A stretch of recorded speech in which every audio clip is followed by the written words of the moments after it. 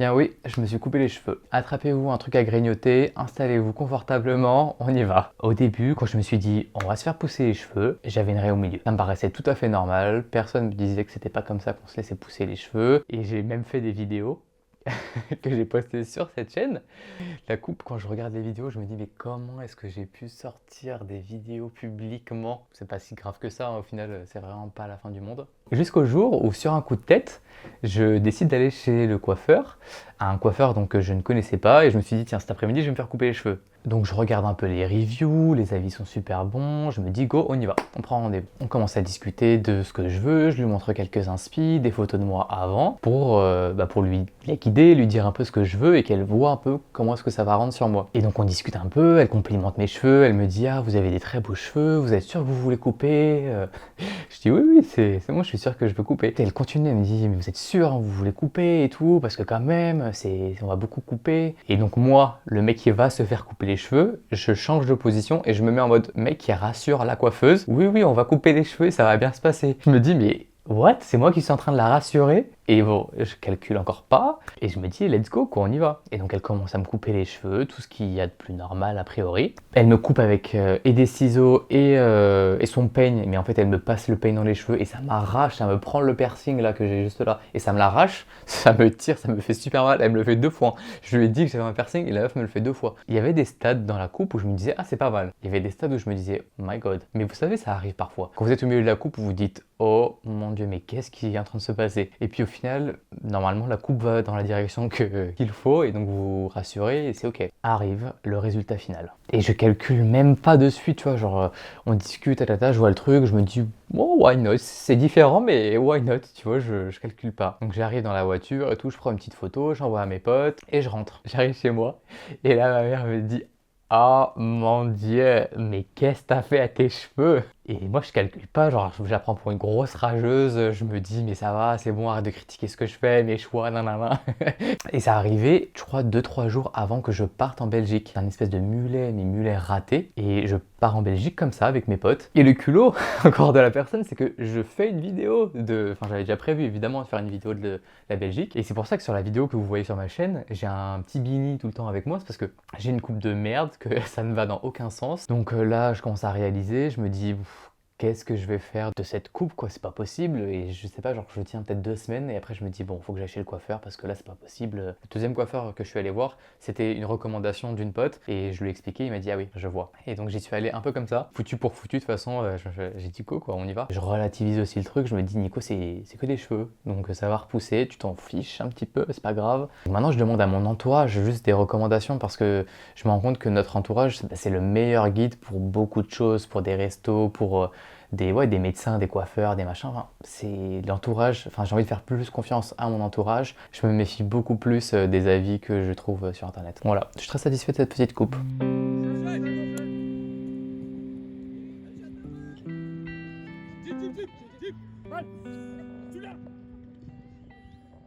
Bon allez, comment est-ce qu'on va faire? Il faut que je regarde quelles sont les règles du football américain, parce que sinon je vais rien comprendre de tout ce match. Et alors vraiment ils sont à 40-0, mais j'imagine que c'est pas de 1 à 40, c'est par tranche de 10 ou 15. Laissez-moi regarder ça. En fait on a 4 tentatives pour passer le milieu de terrain.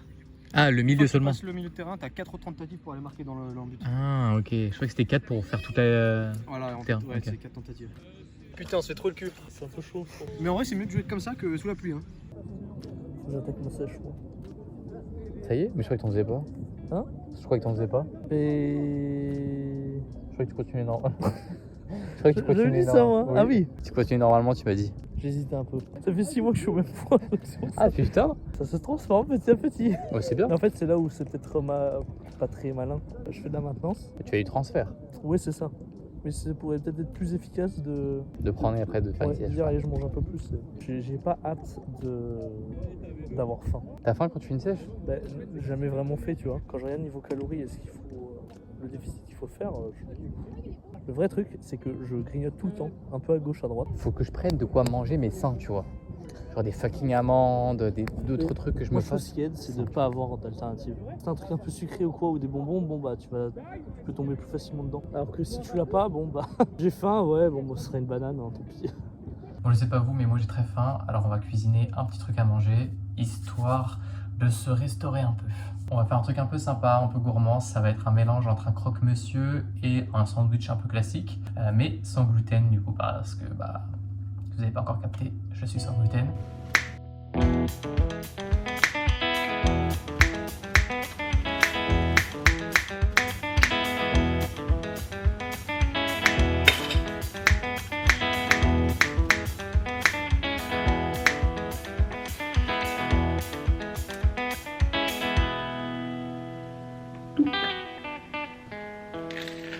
Ce que j'ai mis à l'intérieur, c'est une petite sauce spicy mayo, de la mayonnaise de votre choix, de la sauce sriracha, et on est bon. C'est relevé comme il faut là. J'ai passé au four aussi les croque-monsieur slash sandwich pour qu'ils restent chauds et croustillants, parce que bah, entre le moment où le pain sort du grille-pain, on le tartine, on met les ingrédients et tout a refroidi. Donc ce que j'aime faire, c'est le repasser au four pendant, je sais pas, 3-4 minutes max, histoire juste de tout réchauffer, et ensuite on égoutte. Aussi, j'ai un truc à vous dire. Je pars en Corée avec 2 potes, Jenny et son frère.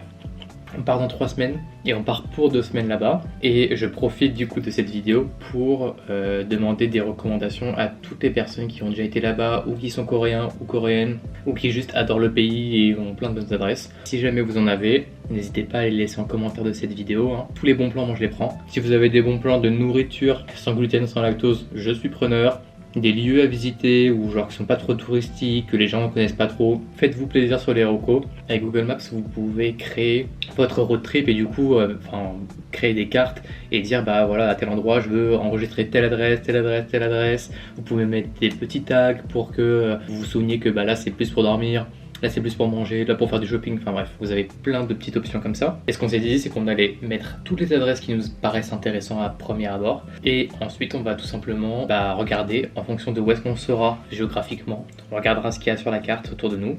Et on ira sûrement faire ce qu'il y a à côté quoi. On a déjà en tête quelques trucs, les Olive Young pour les produits skincare. On a quelques adresses aussi de fripes ou de centres commerciaux où on peut aller. Et essayer de ramener un max de souvenirs aussi pour les amis, la famille. Enfin, ça va être insane. C'est le premier voyage que je fais aussi long courrier.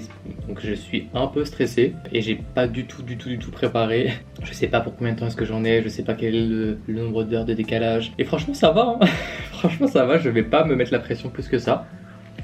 Donc ouais, n'hésitez pas à mettre en commentaire des recommandations. Jean, ça fait plusieurs mois déjà qu'elle a suivi des cours de coréen pour apprendre le coréen. Moi j'essaie de suivre avec des applications. Moi je suis pas aussi rigoureux que ce que j'aimerais être. Mais j'ai quand même appris pas mal de mots, donc je sais pas comment est-ce que je vais faire pour les appliquer, parce que je sais les mots, mais construire les phrases je sais pas exactement le faire. Mais en vrai ça va le faire, on va y arriver. Et c'est vrai que quand je vais dans un pays, j'aime bien essayer de comprendre la langue pour pas avoir trop l'air d'un touriste, parce que vraiment je déteste avoir l'air d'un touriste. J'aime bien faire comme si j'étais un natif, je sais pas pourquoi. Je pense que c'est parce que comme ça je me fais moins arnaquer aussi. Quand t'as l'air d'un touriste, t'es une proie facile en vrai. Mais aussi parce que j'ai envie de montrer que je m'intéresse à la culture, à la langue, etc. du pays, parce que c'est hyper important. Ça fait plusieurs années que j'étudie le coréen, mais je l'étudie vraiment par toute petite dose en fait. Et j'oublie parfois, je suis obligé de reprendre un petit peu les bases. Je me suis rendu compte que j'aimais bien le coréen quand j'ai regardé un drama, mais pas par hasard que je l'ai regardé. It's okay not to be okay. Juste l'actrice principale, ses tenues, son charisme, comment est-ce qu'elle s'exprime et tout ça. Enfin, je trouvais ça genre hyper beau. Et c'est comme ça que j'ai commencé à m'intéresser à la langue et à vouloir vraiment apprendre à parler cette langue. C'est quand même une langue qui est assez compliquée à assimiler, à appliquer, etc. C'est une logique qui est différente de la langue française, mais voilà, je dis ça, la langue française, pour quelqu'un qui est pas français, ça doit être une tannée à apprendre, rien que pour moi qui suis français. Je fais des erreurs tout le temps, mais alors pour quelqu'un qui est pas français, c'est vraiment une tuerie ces trucs. C'est hyper simple, mais c'est tellement agréable, parce que du pain, je mange pas souvent. Évidemment, parce qu'il y a du gluten. Et donc parfois j'achète du pain sans gluten, mais bon, c'est pas exactement la même chose, et puis ça coûte une blinde du pain sans gluten. Et donc quand je me dis, allez on se chauffe, on achète du pain sans gluten, c'est une régalade. Ouais, des bisous.